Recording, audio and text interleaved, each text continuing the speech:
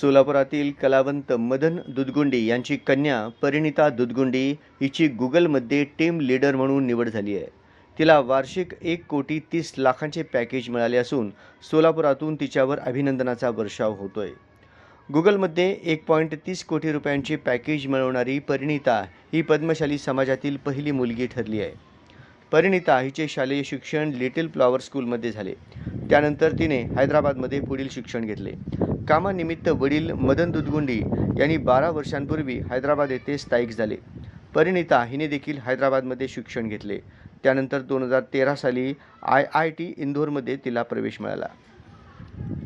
IITमध्ये AI विषयातून BTechचे शिक्षण पूर्ण केल्यानंतर कॉलेज कॅम्पसच्या इंटरव्ह्यूमध्ये तिला अमेरिकन इन्शुरन्स कंपनीमध्ये तिला नोकरी मिळाली.